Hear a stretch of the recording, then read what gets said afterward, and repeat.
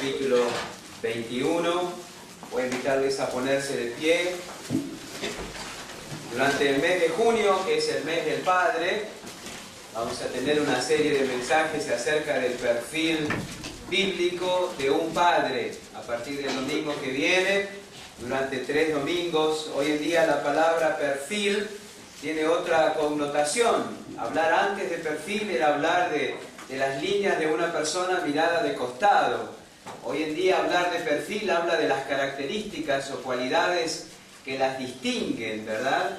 Así que vamos a hablar de las características o cualidades que deben distinguir a un padre según la Escritura, a partir del domingo que viene, durante este mes en que celebramos el Día del Padre.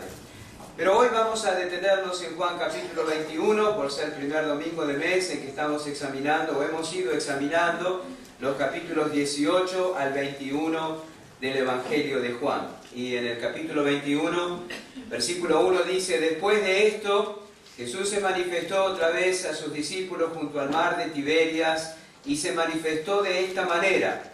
Estaban juntos Simón Pedro, Tomás llamado el Dídimo, Natanael el de Caná de Galilea, los hijos de Zebedeo y otros 2 de sus discípulos. Simón Pedro les dijo: voy a pescar. Ellos le dijeron: vamos nosotros también contigo. Fueron y entraron en una barca, y aquella noche no pescaron nada. Cuando ya iba amaneciendo, se presentó Jesús en la playa, mas los discípulos no sabían que era Jesús. Y les dijo: hijitos, ¿tenéis algo de comer? Le respondieron: no. Él les dijo: echad la red a la derecha de la barca y hallaréis. Entonces la echaron y ya no la podían sacar por la gran cantidad de peces. Entonces aquel discípulo a quien Jesús amaba dijo a Pedro: ¡es el Señor! Simón Pedro, cuando oyó que era el Señor, se ciñó la ropa porque se había despojado de ella y se echó al mar. Y los otros discípulos vinieron con la barca arrastrando la red de peces, pues no distaban de tierra sino como 200 codos. Al descender a tierra vieron brasas puestas y un pez encima de ellas y pan. Jesús les dijo: traed de los peces que acabáis de pescar. Subió Simón Pedro y sacó la red a tierra llena de grandes peces, 153, y aun siendo tantos, la red no se rompió. Les dijo Jesús: venid, comed. Y ninguno de los discípulos se atrevía a preguntarlo: ¿tú quién eres?, sabiendo que era el Señor. Vino pues Jesús y tomó el pan y les dio, y asimismo del pescado.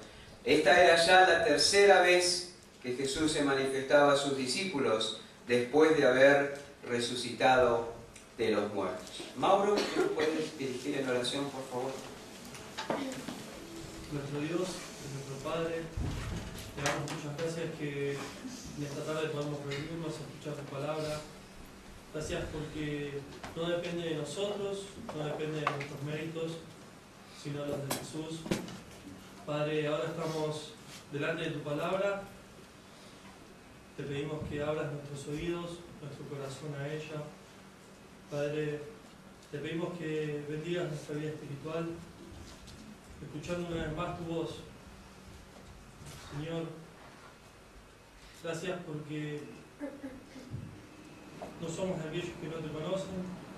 Y Padre, sabemos que también hay entre nosotros aquellos que no conocen realmente a Cristo, y oramos por ellos, que esta tarde puedas abrir su corazón, puedas abrir sus ojos a la verdad, y que, Padre, mediante la enseñanza de la cruz podamos ser edificados aquellos que te conocemos. Gracias una vez más, Señor, y te pedimos estas cosas no por nuestros méritos, sino por los de Jesús. Amén. Amén. Muchas gracias. Pueden tomar asiento. El mes pasado, cuando empezamos a considerar este capítulo 21 del Evangelio de Juan, nos sorprendimos al ver a los discípulos, animados por Pedro, volviendo a aquella ocupación de la que Jesús los había llamado, luego de que el Señor había resucitado. Había sido en este mismo escenario, según leemos en los Evangelios, que Jesús les había dicho a estos hombres: venid en pos de mí y os haré pescadores de hombres. Y al instante, relata la Escritura, al instante relatan los Evangelios, habían dejado las redes y se habían dispuesto a seguir al Señor Jesucristo.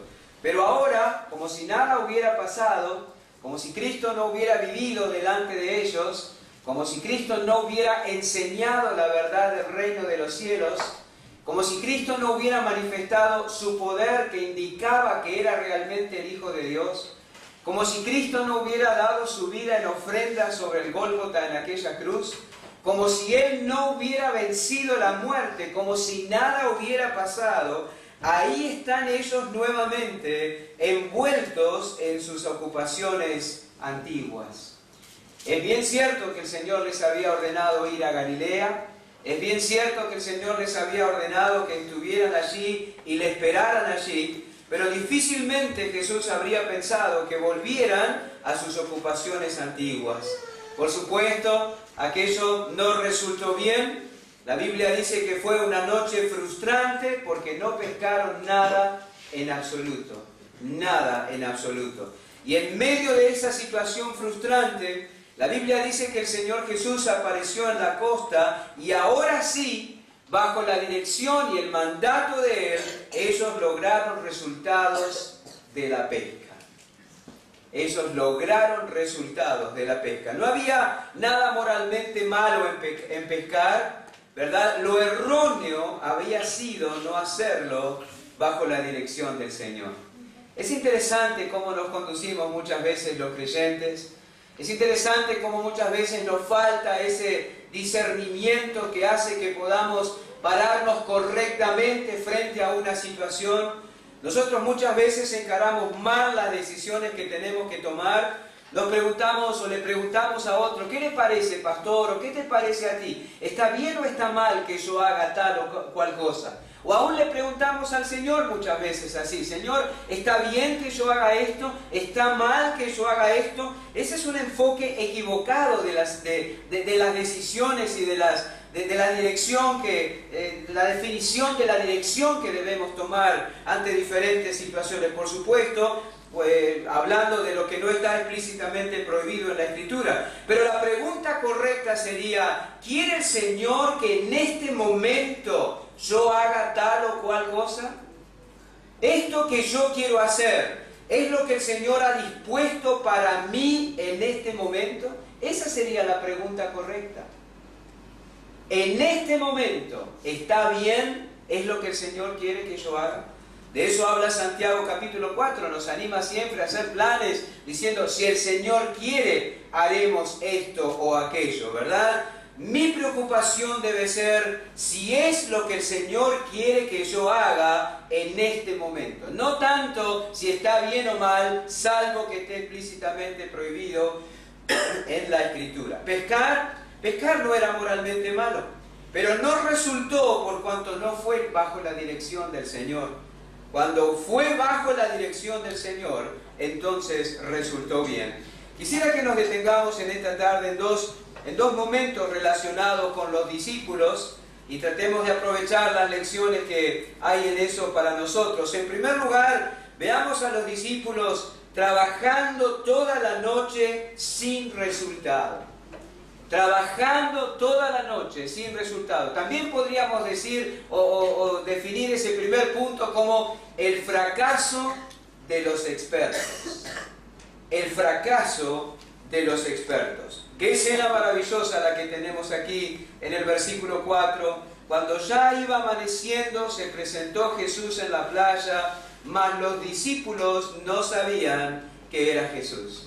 Aquí tenemos una prueba indubitable, como Lucas lo dice en su Evangelio, ¿verdad? De la resurrección de Cristo. Se presentó Jesús en la playa. Él apareció ahí con un cuerpo real, con un cuerpo físico. Junto al mar de Galilea estaba preparando un buen desayuno para los discípulos. Le vemos sentado, le vemos comiendo, le vemos moviéndose ante los discípulos. No era un fantasma, no era un espíritu, no era un holograma. El mismo maestro a quien ellos habían seguido, el mismo maestro del que habían oído las enseñanzas tocantes al reino de los cielos, el mismo maestro a quien habían colgado y había agonizado en aquella cruz, estaba delante de ellos. Una prueba indubitable, era verdad. Jesús había resucitado de entre los muertos y estaba ante ellos. El versículo 14 enfatiza eso.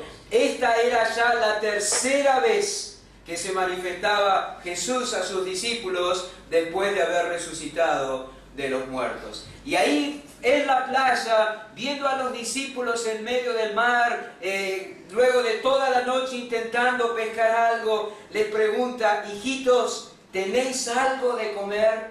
Y ellos le respondieron: no. Qué frustración hay en la respuesta, ¿verdad? No. Es interesante que hubo un tiempo, una ocasión, mientras Jesús anduvo en la tierra, una ocasión semejante a esta. Si ustedes me acompañan hacia la izquierda en sus Biblias, al Evangelio de Lucas, el capítulo 5, sin perder Juan 21, porque vamos a volver ahí. Allí leemos de una situación similar. El Evangelio de Lucas, el capítulo 5, dice: aconteció que estando Jesús junto al lago de Genesaret, el gentío se agolpaba sobre él para oír la palabra de Dios. Y vio dos barcas que estaban cerca de la orilla del lago, y los pescadores, habiendo descendido de ellas, lavaban sus redes. Y entrando en una de aquellas barcas, la cual era de Simón, le rogó que la apartase de tierra un poco, y sentándose enseñaba desde la barca a la multitud.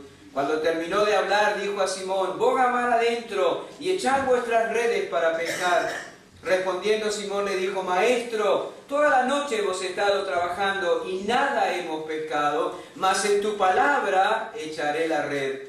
Y habiéndolo hecho, encerraron gran cantidad de peces y su red se rompía. ¿Cuántos puntos en común hay entre ambas narraciones, verdad? Salvo que esto fue antes de la muerte y resurrección de Cristo, y salvo que Jesús ahora estaba en una barca juntamente con los discípulos. Pero anterior a eso, ellos habían estado toda la noche intentando pescar, y aquello había terminado en frustración. Maestro, toda la noche hemos estado trabajando y nada hemos pescado. La escena era casi similar. Eso debe haber despertado la memoria de los discípulos. La misma frustración y el mismo desenlace. Una vez que Cristo dio la orden, una vez que actuaron bajo la dirección de Cristo, el resultado fue otro. Por ellos mismos no habían pescado nada, y eso que ellos sabían. Algunos de ellos eran expertos en el arte de pescar. Por ellos mismos nada, pero guiados por Jesús, mucho. Y eso debía indicar algo. Eso tenía que decirles algo a estos discípulos. Seguramente el Señor quería que ellos entendieran que no debían seguir sus propios impulsos, sino que debían ceder sus vidas a la dirección de Cristo. Él los había llamado a ir en pos de ellos, en pos de Él, perdón. Venid en pos de mí. Eso significa ir detrás. Vayan por donde yo les indique. Así iban a ir bien. Cuando en Lucas capítulo 5 pasaron toda la noche pescando bajo su propia dirección, no pescaron nada. Pero cuando actuaron bajo la indicación de Cristo, pescaron mucho. En Juan capítulo 21 pasaron toda la noche pescando bajo su propio impulso, no pescaron nada. Pero luego, bajo la dirección de Cristo, pescaron mucho. Tenían que entender que era absolutamente necesario ir en pos de Cristo. Vayan por donde yo les indico ir. Cuán importante es contar con un buen guía, ¿verdad? Hoy en día están en boga los llamados deportes de riesgo, ¿no? Escalar montañas, ir por torrentes, tirarse de lugares increíbles, ¿no? Y ante esos deportes cobra una tremenda relevancia el contar con alguien que sabe, que dirige al deportista. Estaba leyendo algunas páginas en internet, la cantidad de personas que mueren en una zona de España montañosa porque van sin guías a escalar. No saben dónde pisar, no usan las herramientas adecuadas, ni cuentan con el equipo que es absolutamente imprescindible. La seguridad es asunto serio en ese tipo de actividades. Hay que saber cuáles son los peligros, dónde hay que pisar, qué cosas hay que llevar, qué cosas no hacer, qué lugares evitar. Va la vida en eso. Y lo sucedido tanto en Lucas capítulo 5 como en Juan capítulo 21 apuntaba a que los discípulos entendieran la importancia de someterse a la dirección de Cristo. ¿Cierto? No había nada malo en pescar. Quizá necesitaban aliviar la tensión de la espera. Necesitaban aliviar la tensión mientras Jesús no llegaba, como Él les había ordenado que fueran, que Él iba a ir a ellos. Pero ¿por qué en vez de ponerse a pescar no se pusieron a orar? ¿O no se pusieron a meditar en lo que había sucedido en los días anteriores? Pescar no era una buena idea, al menos no era la mejor. Y tenían que aprender que todas sus decisiones tenían que ser colocadas bajo la autoridad del Señor Jesús. Lamentablemente los discípulos no fueron los únicos que tropezaron con eso. Muchos creyentes tropezamos con eso. Estamos tranquilos porque en virtud de la profesión de fe que hemos hecho, por la gracia de Dios no vamos al infierno. Ya no estamos bajo condenación. La ira de Dios ha sido quitada de sobre nosotros. Hemos pasado de muerte a vida. Hemos sido trasladados de la potestad de las tinieblas al reino de la luz. Pero todo no termina ahí. Eso no es el todo, ese es el comienzo. Se supone que hay un cambio en la dirección de nuestras vidas. Eso se llama conversión. Antes andábamos bajo nuestra propia autoridad. Ahora andamos bajo la autoridad de Cristo. Eso es ser un discípulo. Eso es ir en pos del Señor Jesús. No podemos seguir manejando nuestras vidas a nuestro antojo. Cristo nos llamó, nos salvó, nos rescató. Ahora corresponde que vayamos en pos de Él. Y créame que ir en pos de Él no significa exclusivamente venir a las reuniones de la iglesia el domingo. Implica seguirlo, implica renunciar a nuestros impulsos para obedecer sus mandatos. Por impulso, por deseo, por conveniencia, por gustos personales, por caprichos y por tradiciones, viven los incrédulos. Pero el creyente se debe conducir por la palabra expresa de Dios. El incrédulo busca su contentamiento personal, el creyente debe buscar la gloria de Dios. Cuidado, no nos tenemos que engañar. Tengamos un pensamiento claro, el seguir a Cristo debe afectar toda la vida. Si soy cristiano, no debo pensar como un impío. Si soy cristiano, debo renovar mi entendimiento y educar la conciencia en los principios de la Escritura, y así conducirme. Los discípulos seguían pensando igual que antes. Voy a pescar, dijo Pedro, y ya fueron todos con él. La pesca seguía siendo atractiva, aún se gobernaban por impulso, debían hacer un ajuste. De ahí la pregunta que Cristo les dijo: hijitos, ¿tenéis algo de comer? En el versículo 5. ¿Han obtenido algo de porfiar salirse con la suya? No. El señorío de Cristo debía afectar aún qué hacían con el tiempo de espera. ¿Sabe? Lamentablemente hay cristianos que aún piensan como mundanos.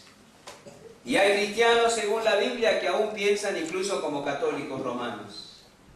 No han renovado el entendimiento para pensar bíblicamente. La concepción de la vida se debe nutrir de la Biblia. Y ahí aprendemos a pensar correctamente. El hecho de que volvieran a pescar ponía en evidencia la forma de pensar de esos hombres. Aún pensaban como antes, actuaban por principios, por impulsos y no por principios. ¿Qué podían hacer mientras esperamos? Podrían haberse preguntado, ¿qué podemos hacer mientras esperamos? Nada, esperemos al Señor, preparémonos para verle. Hay gente que no puede estar sin hacer nada, entonces hace cualquier cosa. Eso les pasó a ellos. Esperemos y veamos qué quiere el Señor que hagamos. Eso hubiera sido muy sabio. Si hubieran pensado bien, hubieran actuado bien. ¿Dónde está la diferencia entre un cristiano verdadero, creyente según la Biblia, y el que no lo es? En su forma de pensar. Ahí está la diferencia. Efesios capítulo 4, ustedes pueden ir conmigo unas páginas a la derecha en la Biblia, de donde estamos, en Juan 21. La carta de Pablo a los Efesios, el capítulo 4, el versículo 17. Dice esto: pues digo y requiero en el Señor, que ya no andéis como los otros gentiles que andan en la vanidad de su mente, teniendo el entendimiento entenebrecido, ajenos de la vida de Dios por la ignorancia que en ellos hay, por la dureza de su corazón, los cuales después que perdieron toda sensibilidad, se entregaron a la lascivia para cometer con avidez toda clase de impureza. Mas vosotros no habéis aprendido así a Cristo, si en verdad la habéis oído y habéis sido por Él enseñados, conforme a la verdad que está en Jesús. El incrédulo anda en la vanidad de su mente.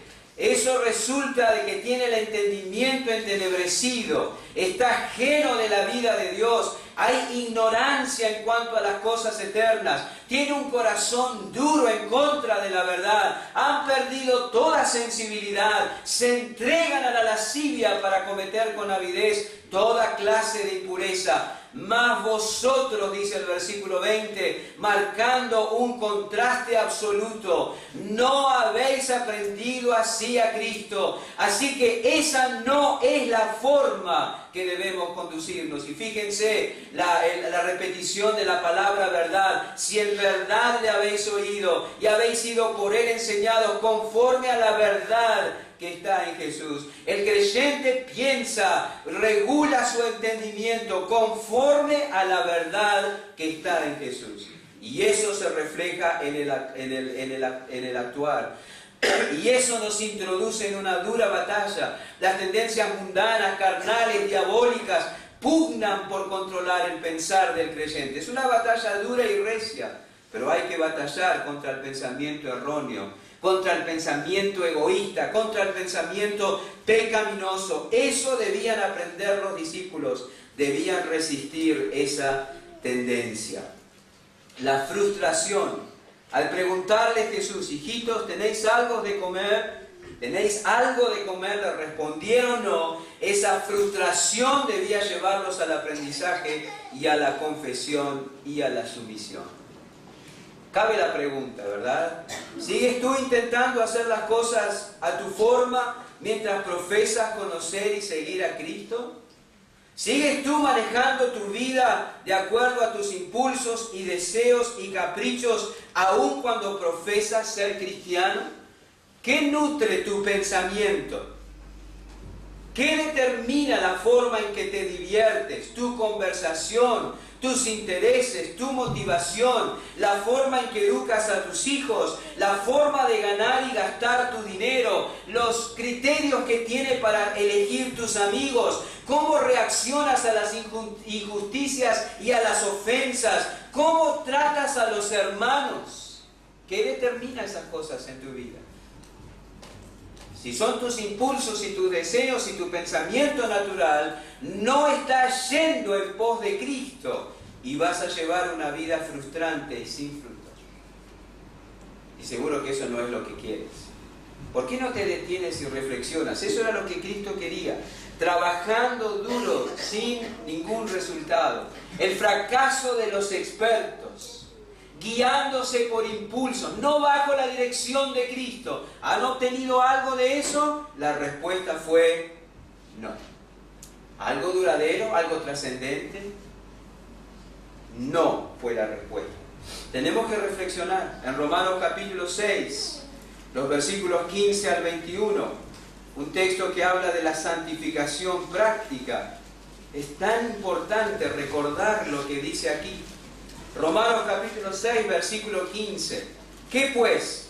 ¿Pecaremos porque no estamos bajo la ley, sino bajo la gracia? En ninguna manera, dice el versículo 15. Versículo 16. ¿No sabéis que si os sometéis a alguien como esclavos para obedecerle, sois esclavos de aquel a quien obedecéis, sea del pecado para muerte, o sea de la obediencia para justicia? Pero gracias a Dios que aunque erais esclavos del pecado, habéis obedecido de corazón aquella forma de doctrina a la cual fuisteis entregados, y libertados del pecado vinisteis a ser siervos de la justicia. Hablo como humano por vuestra humana debilidad, que así como para iniquidad presentasteis vuestros miembros para servir a la inmundicia y a la iniquidad, así ahora ya que habéis muerto y resucitado con Cristo, ahora para santificación, presentad vuestros miembros para servir a la justicia, porque cuando erais esclavos del pecado, erais libres acerca de la justicia. Y mire qué pregunta la del versículo 21. ¿Qué fruto tenías de aquellas cosas de las cuales ahora os avergonzáis? Ninguno. Ninguno. Juan 21. ¿Tenéis algo de comer? Ninguno. Volviendo a las antiguas ocupaciones, volviendo a las antiguas actividades, viviendo bajo su propia autoridad. ¿Qué resultado? ¿Qué fruto? ¿Qué ganancia? Ninguna. Absolutamente ninguna. Quizás tú estás buscando las causas de tu frustración y tu inquietud fuera de ti, pero no están allí. Reflexiona si estás yendo en pos de Cristo. La segunda cosa que vemos aquí en Juan 21, en este texto, es a los discípulos obedeciendo humildemente con resultados extraordinarios, o el éxito de los humildes. Trabajando duramente sin ningún resultado, el fracaso de los expertos. Pero también les vemos obedeciendo humildemente con resultados extraordinarios, o el éxito de los humildes. Dice el versículo 6, Él les dijo, echad la red a la derecha de la barca y hallaréis. Entonces la echaron y ya no la podían sacar por la gran cantidad de peces. ¿Se han preguntado alguna vez dónde estaban aquellos peces durante toda la noche? ¿Dónde estaban? ¿Por qué no los habían atrapado antes? La razón es muy clara, porque no habían actuado siguiendo órdenes explícitas de Cristo. Esa era la razón. ¿Por qué no los habían atrapado antes? Porque no habían actuado siguiendo órdenes explícitas de Cristo. Y tomen nota de las palabras del Señor Jesús. Él no les dijo, bueno, prueben ahora, tiren por ahí y veamos a ver qué pasa. No. Él dijo, tirad la red a la derecha, una dirección explícita, y hallaréis con toda seguridad. ¿Cuánto tiempo transcurrió desde la orden hasta sacar la red llena de pescados? Nada. Tiraron la red y sacaron llena. ¿Recuerdan aquella noche? Trabajo arduo toda la noche sin pescar nada. Una orden de Cristo, obediencia a la orden, inmediatamente la red se rompía en la cantidad de peces que sacaban. Ya no la podían sacar. Qué tremendo e impactante aquello, ¿no? Sacaron 153 peces, de nada a 153. ¿La diferencia? ¿Cambiaron de lugar? No. ¿Cambiaron de carnada? No. Cambiaron de autoridad. Eso fue. Cambiaron de autoridad. Antes trabajaron bajo su propia autoridad, ahora bajo el mandato de Cristo. Cambiaron de autoridad y las cosas cambiaron. Es interesante la pregunta del versículo 5. Al preguntarles lo que leemos allí, Jesús estaba burlando de ellos. Hijitos, ¿tenéis algo de comer? No, no se estaba burlando de ellos, Él sabía todo. Pero quería que tomaran conciencia de su incapacidad antes de bendecirlos. Eso es lo que Él quería. Que tomaran conciencia de su incapacidad antes de bendecirlos. Jamás apreciarían la suficiencia de Cristo si no tenían conciencia de la insuficiencia de ellos. Qué bueno es llegar al lugar de la humillación delante del Señor. Cuando Él te pregunta, ¿qué conseguiste con intentar y porfiar salirte con la tuya? Y tú dices, nada, Señor. Desdicha y frustración. Qué bueno que es eso. Ahí podemos experimentar todo lo que el Señor es.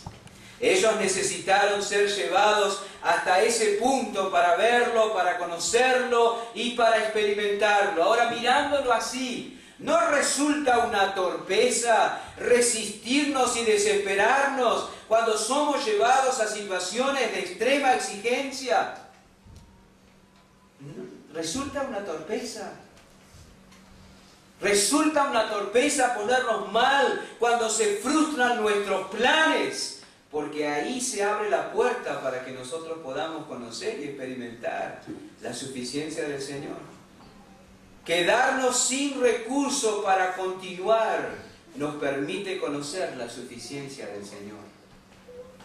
David sabía de eso. Si ustedes me acompañan al Salmo 18, algo que leímos el otro día en un devocional con Gabriela, el Salmo 18, versículos 1 y 2, cómo acumula palabras descriptivas el salmista para referirse al Señor. Salmo 18, versículos 1 y 2 dice: Te amo, oh Jehová, fortaleza mía, Jehová, roca mía, castillo mío, mi libertador, Dios mío, fortaleza mía, en Él confiaré, mi escudo, la fuerza de mi salvación, mi alto refugio. ¿Cómo llegó David al conocimiento de que Dios era todo eso para él? Enfrentando incontables aprietos mientras era perseguido por Saúl. ¿Cómo llegó David a adquirir esta conciencia de lo que era Dios? Huyendo de cueva en cueva, de aldea en aldea, de lugar en lugar, de traición en traición, en situaciones extremas. Dios y su suficiencia llegaron a ser reales para él. Así nosotros, Dios nunca será reconocido por nosotros como fortaleza si no somos conscientes de nuestra debilidad. Dios nunca será reconocido por nosotros como nuestra roca si no atravesamos terrenos movedizos. Dios nunca va a ser reconocido por nosotros como baluarte si no llegamos a sentirnos desprotegidos. Dios nunca va a llegar a ser reconocido por nosotros como libertador si no llegamos a sentirnos atrapados. Dios nunca va a ser reconocido por nosotros como escudo si no somos introducidos en una situación en que somos atacados. Dios nunca va a ser reconocido por nosotros como la fuerza de nuestra salvación si no tenemos conciencia de que estamos perdidos. Dios nunca va a ser reconocido por nosotros como un alto refugio si no llegamos a estar hundidos en lo más profundo del pozo. ¿Tenéis algo de comer? No. ¿Qué significa eso? Señor, por nosotros mismos no logramos nada. Ahora estaban listos para oír la orden: miren a la derecha y hallaréis.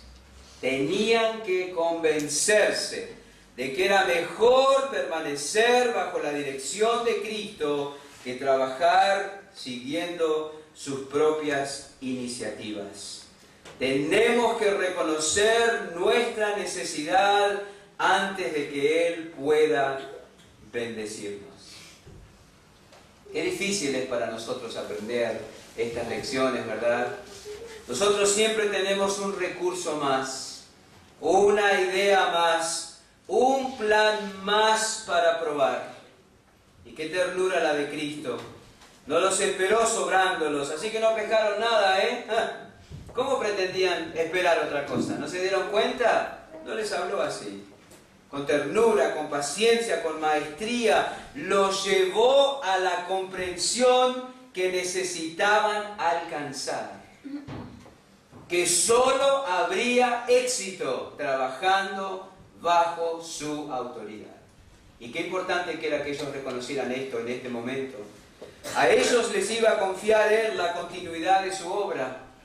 A ellos les iba a confiar Él la edificación de su iglesia.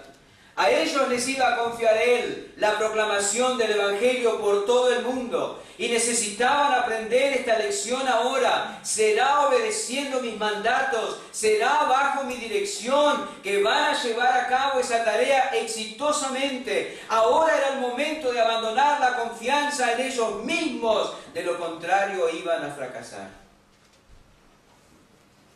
¿Cómo nos conviene la actitud del alumno, del discípulo. De uno que abandona la pretensión de saber por la de uno que necesita y quiere aprender. Ese es el camino del discipulado.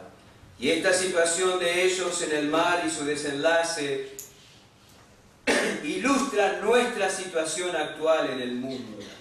Ocupados en nuestros quehaceres, actuando de acuerdo a nuestras prerrogativas, el Señor tiene que llamarnos la atención para que seamos conscientes de nuestra necesidad, y muchas veces por medio de la frustración. Si Él no les hubiera dicho, ¿tenéis algo de comer?, jamás hubiera pasado nada en el corazón de ellos. Él tuvo que hablarles para que recapacitaran, fueran a Él y abandonaran el camino que estaban andando. ¿En qué camino vas en este momento? Piensa en cómo estás manejando tu vida.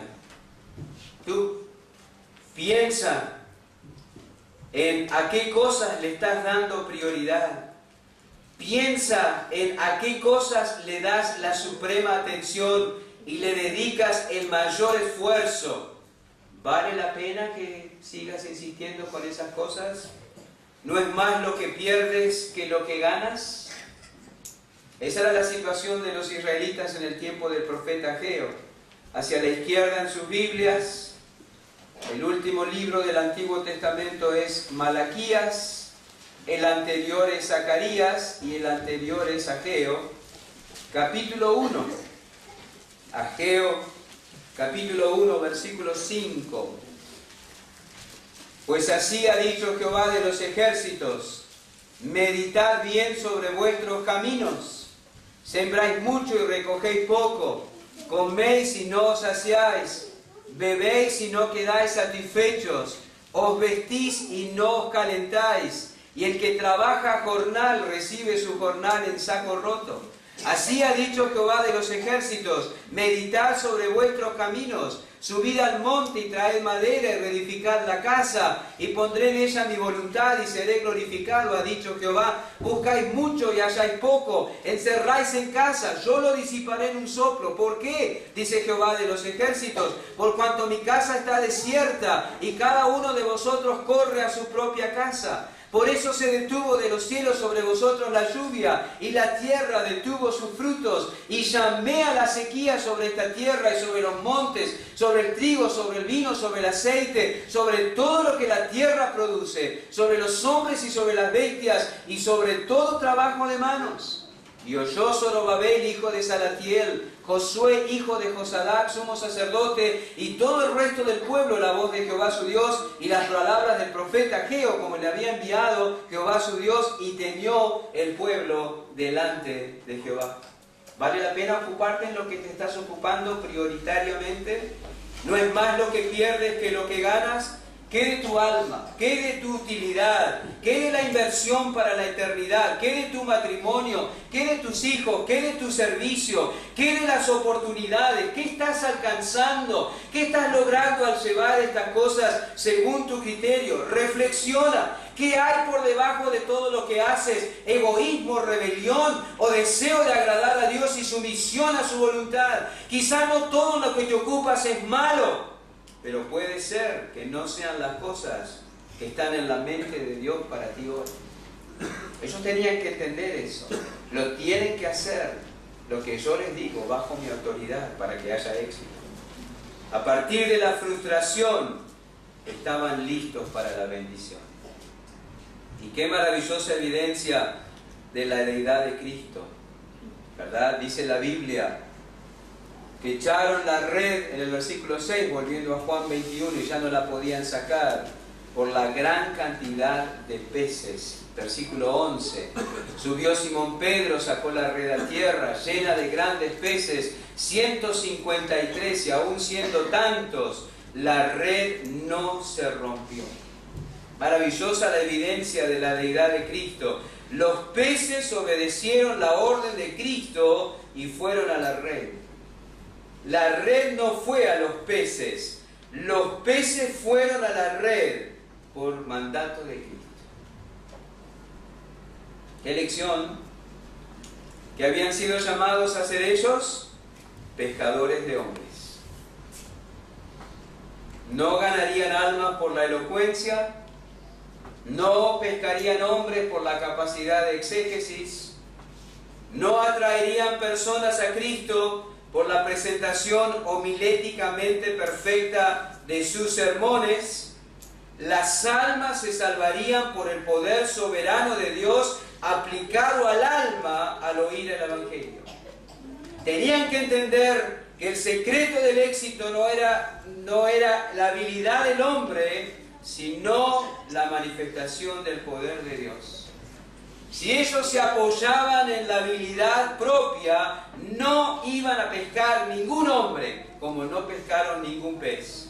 Pero si dependían y confiaban en el Señor, habría una buena pesca. Es Dios quien convierte, no el que predica. Es Dios quien edifica, no el que enseña. Nos encandilamos ante el que predica o ante el que enseña, restándole la gloria a Dios. Tenemos que tener cuidado.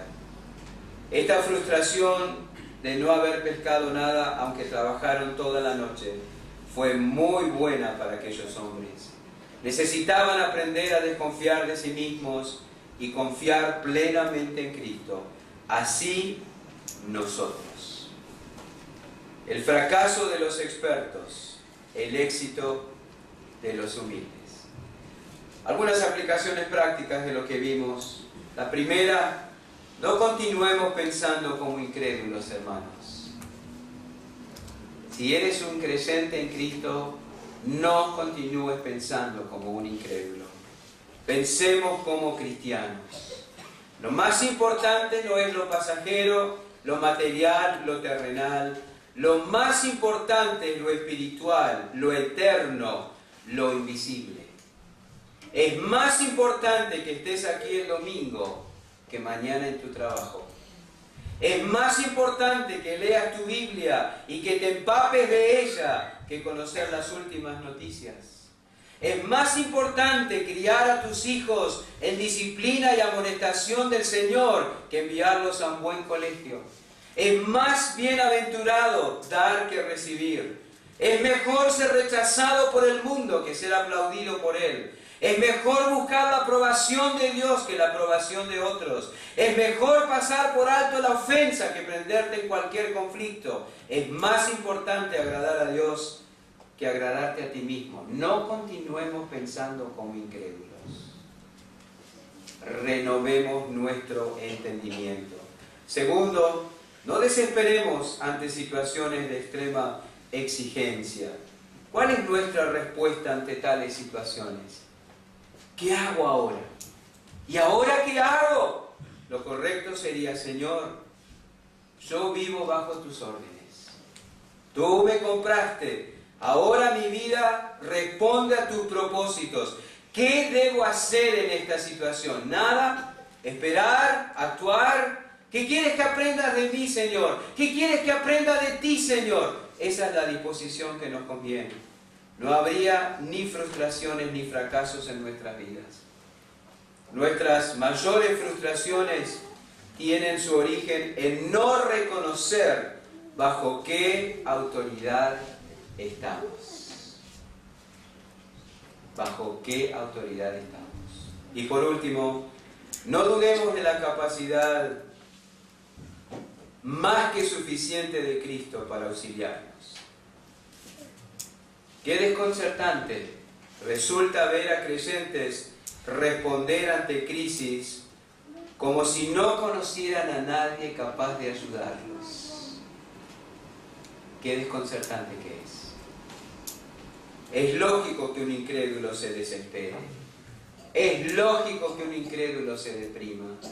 Es lógico que un incrédulo quiera abandonar la vida. Pero no es lógico que un creyente lo quiera hacer. Como si no conociera a nadie suficiente y adecuado para ayudarle. Esa actitud no recomienda para nada a su Señor. No seamos culpables de ese mal. Nuestro Salvador suficiente nos auxiliará en cualquier necesidad. Fíjense, ellos no habían obtenido nada para el desayuno, pero allí estaba Él. Y Él suplió lo que ellos necesitaban. Acerquémonos confiadamente al trono de la gracia, para alcanzar misericordia y hallar gracia para el oportuno socorro. Que así sea. Padre, gracias por permitirnos tomar nota de estas verdades en la Escritura. Estas cosas calan profundamente en nuestros corazones. Nos confundimos frecuentemente sobre bajo qué autoridad estamos.